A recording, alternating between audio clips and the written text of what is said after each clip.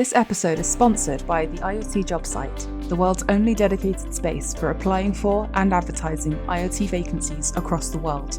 Register now for job alerts or get in touch via let's talk at theiotjobsite.com.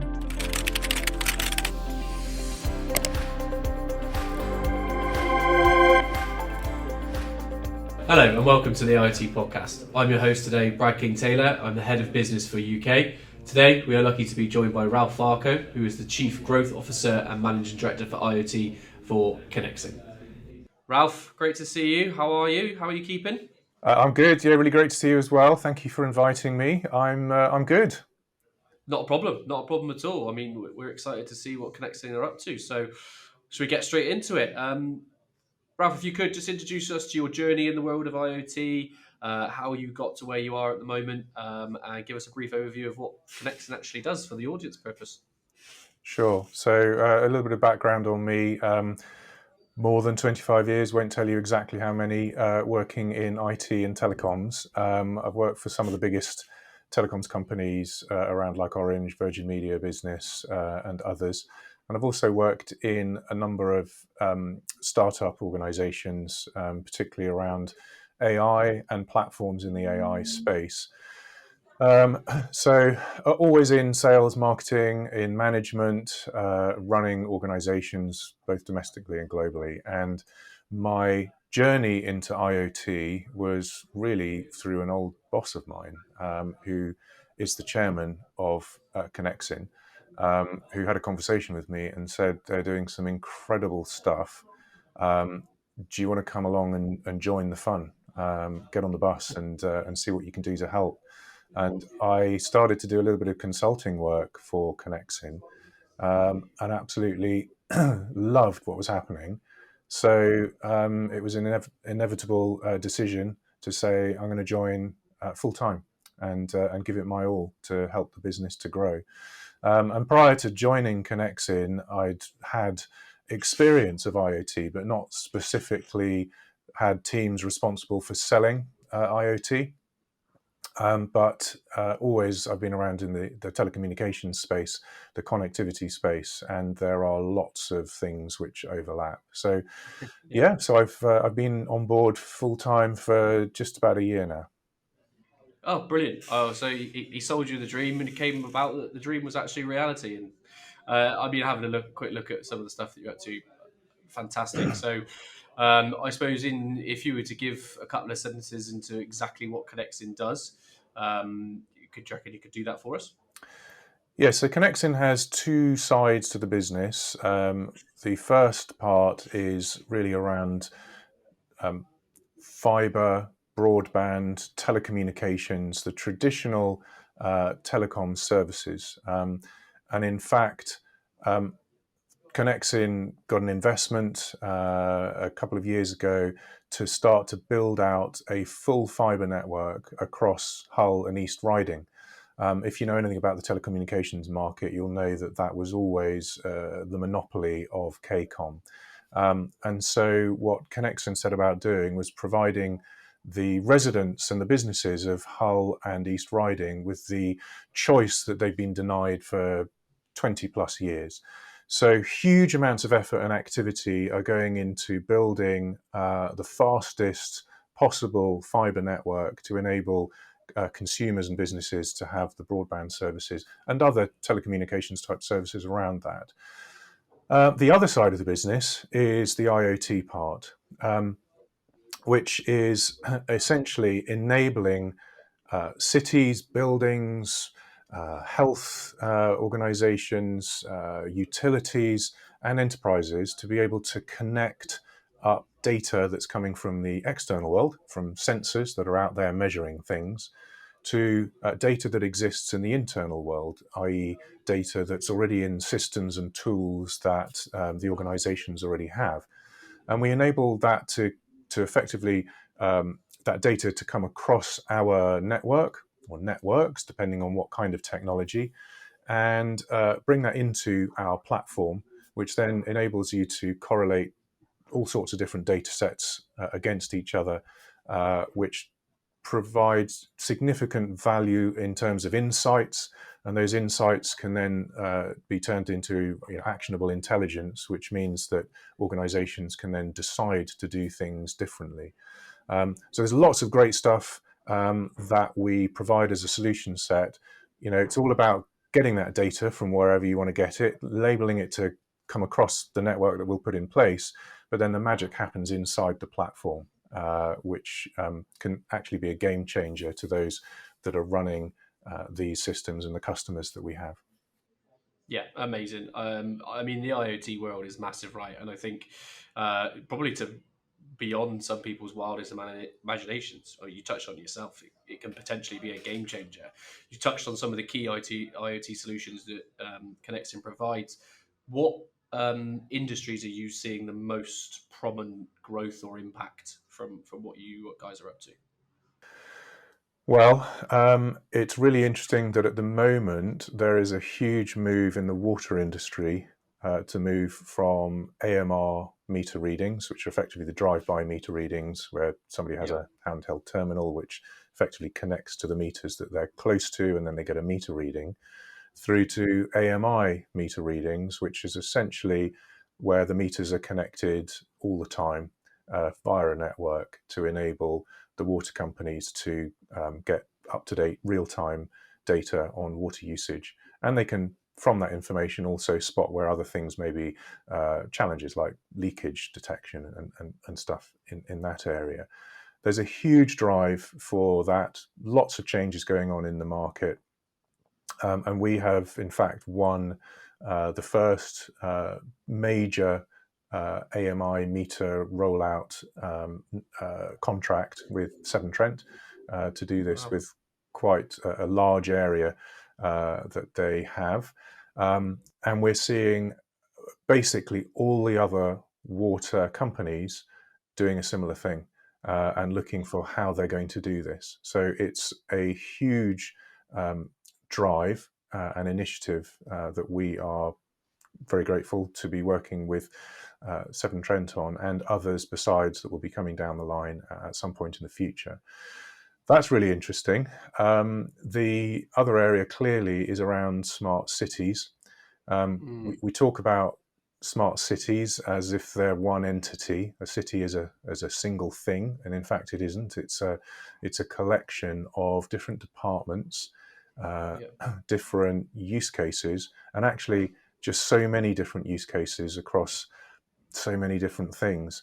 And it's very exciting because you can be looking at the data that a council will have internally, which is all to do with their residents, could be to do with antisocial behaviour, and it could be to do with, I don't know, school exclusions or various things like that. You can also then take the data from just hundreds of different types of sensors, pull those into the system, and enable the city to start being run on a smarter basis. So we're talking to many different councils, city councils, about the sorts of things that they're trying to do. We're talking to many different parts of those councils as well, because invariably it's not just one entity within the council that we're talking to. It's actually about ensuring that the data that we might capture because, I don't know, let's say the street scene team needs to pull a load of data, or in fact, the water utilities need to pull a lot of data. We're actually seeing how other departments within a city can benefit from the data which is being pulled for another side of the council, because it's just incredibly useful to enable them to think differently about how they're providing services to their residents, and how they're utilising their spend across the city. So it's just a vast area, particularly in the city environment. Yeah, amazing. I mean, the stuff you touched on with the water is fantastic. Congratulations, by the way. Thank you. Huge to be the first. I suppose that with all this exciting stuff, there's come hurdles. I'm keen to dive into a little bit more on the smart city side of things, and you've touched on already with the councils. So local authority, as we all know, they're always under increasing pressure to deliver quality services, to improve the quality of lives around the city, but also while reducing spend, right? So I'm keen to understand a bit more about the key challenges faced by the cities and the councils, and how you are helping overcome that, and where we can overcome the challenges, I suppose, is the easiest way of putting it. Yeah, I mean, I think I come back to the point I made before, Yeah. which is that a city isn't simply one entity. It's a group of different departments and different budgets. Actually, there's a white paper which has recently been produced by UK Black Tech, which has interviewed a lot of different people from a number of different cities to look at what the challenges are. And one thing really comes out clearly, and in fact, I mention it in the section in that white paper that I wrote, which is that if you're going to get a city to become smart, you really need to bring the different parts of that city together and actually start to think about how you're going to maximize the spend to benefit more than just the budget holder who's signing off on that spend, but how's it going to benefit other parts of the city as well? So having a truly integrated approach to being a smart city is really important. And we've seen that with the likes of Hull City Council, where we've been providing an integrated smart city platform for them for many years. And also now with Sunderland City Council as well, we're providing them with their platform, where they've got the vision to look at how they integrate the data sets from lots of different areas, lots of different departments, so that they can really work out what the business case is for how that city, or each of those cities in both those cases, can actually make best use of the budget that they've got available to ensure that they're returning the best possible outcomes for their citizens. So I would say that that's the first thing that you need to do. The second then is to really look at the technology. Now, a bespoke, or rather an IoT platform that's built for IoT solutions from the ground up is always going to be the most flexible and the best solution for IoT use cases.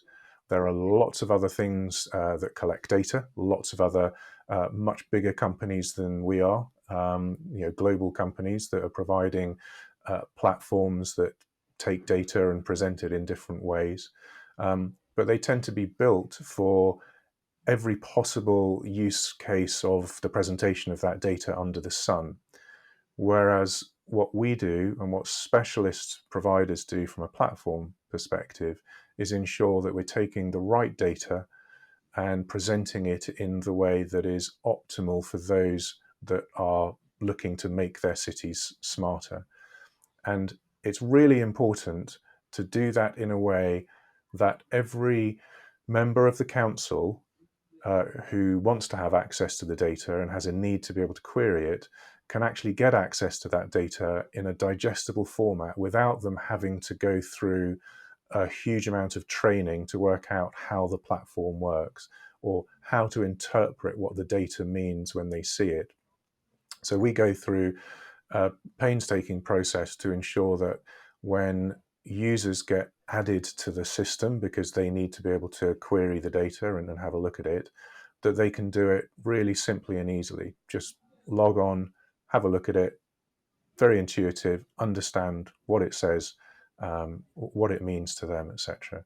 Clearly, there's a huge back end to the system that we and our solutions architects and our dev team will work on to make sure that various different data sets are pulled together to be correlated. But we will always do that in a way that gets visualized so that those who are using it can use it simply. One of the biggest killers of platform adoption is the fact that people just find it too complicated to use the systems. So we want to try and make it as easy as possible do. Yeah, which I think is the key, especially I suppose with technology and anything and implementing anything like this. There's always going to be a fear, I would imagine, especially from council members investing in this technology that they think that potentially their employees might not use or be able to get their head around. So when it comes to that sort of side of things, is there anything advice wise that you would like to give councils, or anything that you would want to see a council or a government really change in their ways to be able to get this working across not just Hull, for instance, other councils and governments? I think it is about aligning the different parts of the organisation and actually coming at it from a perspective of the outcomes first. So it'd be very easy as a technology company. I could sit here going, "Oh, we need to make sure that it's all about the particular sensors and chipsets and the LoRaWAN network and how the platform does its, really incredibly clever stuff." Actually, all of those are just enablers to the outcomes which the council is trying to drive. So first step, what are the outcomes that the council wants to put forwards, and how do they want to help either, I don't know, regenerate a particular area?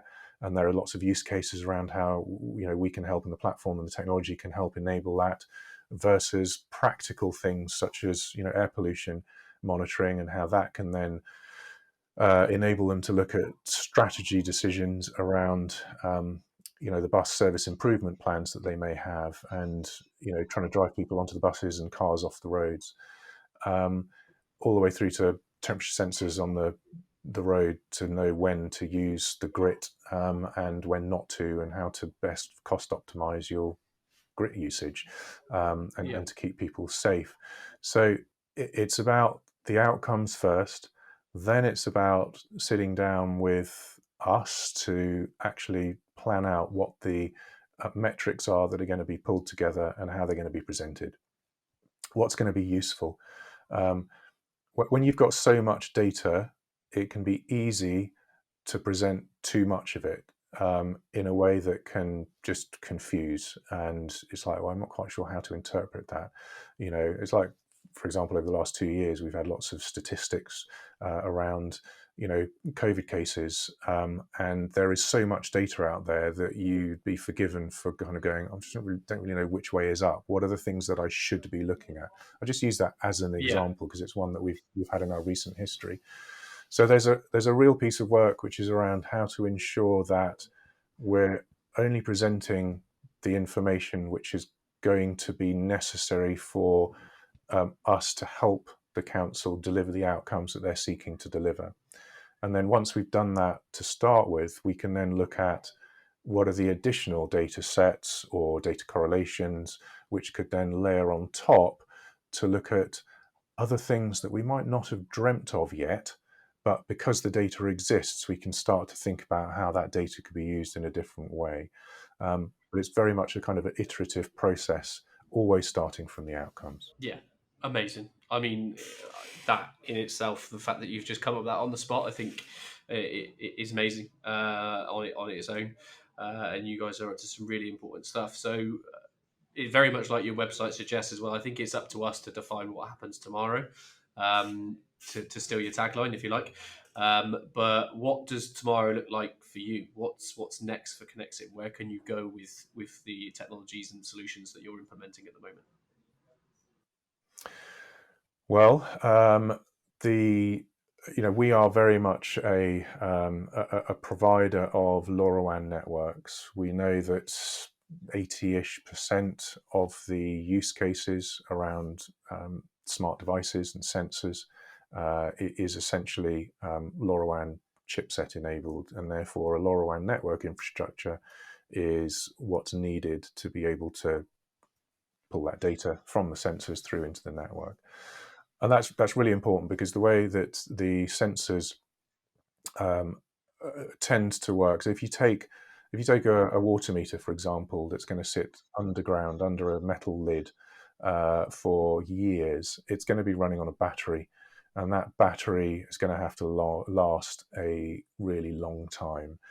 and that battery just wouldn't be able to last long enough if you were using high-powered Yeah. networks, 4G, 5G. You know how quickly your mobile phone battery dies, even if you're not using it, because there's this keep alive that's Yeah. going constantly, going hello network, hello phone, etc. So the LoRaWAN network infrastructure is critically important, I think, to the adoption of more and more smart use cases across cities, health authorities, utilities, buildings, etc. And that's where we come in. This is what we do as a specialist IoT network provider. We will roll out LoRaWAN network infrastructure. Now, we can clearly provide full fiber. That's what we're doing in Hull for residents and businesses. And we can provide, and we do in a number of places, provide Wi-Fi connectivity to town centres, public Wi-Fi. And we can enable sensors that are plugging into the mains to be able to connect, in whatever way. So effectively, we can do all of it, but what we do know is that there is a huge need for LoRaWAN network, and that's what we are enabling with Severn Trent, for example, across large parts of Coventry and Warwickshire, for example, which then enables any kind of business, whether it's city, utility, health, building, enterprises of some sort, agriculture, to be able to utilize that same network infrastructure with the relevant sensors that help them achieve the outcomes that they've already defined that they need in order to pull that data through into the platform for them to be able to do something with it, whatever that something happens to be for them.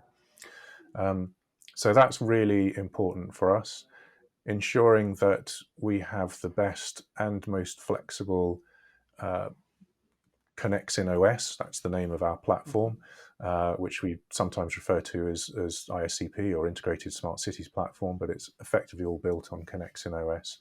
That's really important because as I said before, it is where the magic happens. Having the data is one thing, having it pulled together and correlated in a way that's going to make sense is another. So ensuring the continual development of that so that we can deliver the outcomes for cities and I've mentioned the other verticals that we're working with as well, is really important to us. And then it's a question of dreaming up what those use cases are, because once you've got the LoRaWAN network infrastructure in place, once you've got a platform, actually you're almost unlimited, not quite, but almost, in terms of what you can dream up. You want to measure temperature, luminosity, air quality, motion, whatever these things are. Well, then let's look at the combination of those, and what is that going to actually tell you about how your city, how your community, or how your business is running, and how that can then help you become more efficient, more effective, providing the better services for the council tax or other government funding that the cities are getting. Yeah, and I think that adaptability, that ability to learn as we move. I mean, IoT and connected devices is moving so fast every day. We're seeing something new. Like you mentioned, LoRaWAN's going to change things. 5G is going to change things. There's going to be more and more things coming in all the time that we need to be able to do something with. So the fact that you're constantly learning, I think, is vital. And some of the stuff you can do with this data or learn about is magnificent. I mean, go back to a previous podcast, like you can use lights to learn about air quality, and yeah, it's superb. And I think we're just going to keep learning, keep growing, right? And it looks like companies like you are going to be forever in people's minds. So yeah, congratulations. Yeah, well, and your point about the lights, I think there's a huge thing. We know that we've got an energy crisis, and we know that we need to be more efficient in our homes. Yes, there's the challenge of air travel and shipping, transportation, and the contribution that they make to the challenge that's out there from a pollution perspective. But what we can do from a smart buildings point of view in offices, but also in residential, is just immense. Where you have a sensor that is effectively a smart light switch that is also measuring temperature and humidity, and I mean just countless other Yeah. things, which then enables the building to learn how the people who occupy it use it, and then it can learn when to turn the heating on or off, assuming it's electric infrared, Yeah. heaters rather than a wet radiator system. Um, and that can then make the building, the house, much more energy efficient. And with the challenges that we've all faced of 54% or whatever the increase is in our energy bills over the last few weeks, that's going to have a massive impact. And that is just another example of how IoT can help an individual, not just cities. It's not just about cities. It's about individuals that it can help. And the more ubiquitous that becomes, the more it changes individuals' lives as well as those that are running the cities and the communities and the buildings. It's amazing. I think what this technology can achieve is beyond measure. I mean, you've said it, I think, 3 or 4 times in just then, the word learn. I touched on adaptability and being able to learn to learn. There we go again. As we're moving on, and I think that is the key. We're always constantly learning, and some of the technologies that I see on a daily basis, things like sensors in roads to pick up how many cars are going, so pollution, all that sort of stuff. This all comes from IT and connectivity. So, yeah, it's amazing, and I adaptable and learn two key words from this, I think. So, thank you very much. There's one more question. Okay. Now, this question has come from the last podcast. So, Eric Hewitson from Wild Networks, he would like to put a question to you, Ralph, and the question is: IoT adaptation is accelerating, but what one activity should IoT companies be thinking about in order to enable general business adoption? There are so many things that all IoT companies need to do, but if I was to pick one, um, I would say that it's to educate people and the people that work in the cities and in businesses about just what IoT can enable for them. Because I think for many people, so if I take my take the kind of test, would my grandmother have understood what IoT is? She's no longer with us, but if I were to use that test, I think the answer is no, because she'd probably perceive it as being a bit of a buzzword in the industry, and it's like, what does this IoT stand for? Um, and and I think that when we work in technology, we love a good acronym. We love to talk in these, LoRaWAN, IoT, all sorts of buzzwords. Actually, we need to come down to a level where we can talk about it in a way that makes people understand the benefit of it to them. How's it going to make their world different? How's it going to make it cheaper for them from an energy perspective in their homes? How is it going to enable them to, have services that are run in a better way so that, certain councils, like I live in London, the council I'm in, the council tax is double the council area that's next door to us, right? So similar number of people that live in each and similar kind of topography and London boroughs, but one charges almost twice as much as the other. Well, if we can educate people to understand how using smart technology can make the changes, the efficiencies, the betterment of community living, such that the revenues that are raised through council taxes and other government funding, etc., are used in the most optimal way, then that's going to be good for everyone. So I would say there's a huge marketing, education, sort of awareness piece that we need to do to get everybody going, do you know what? That just makes so much sense. Why aren't we doing it? Let's do it now.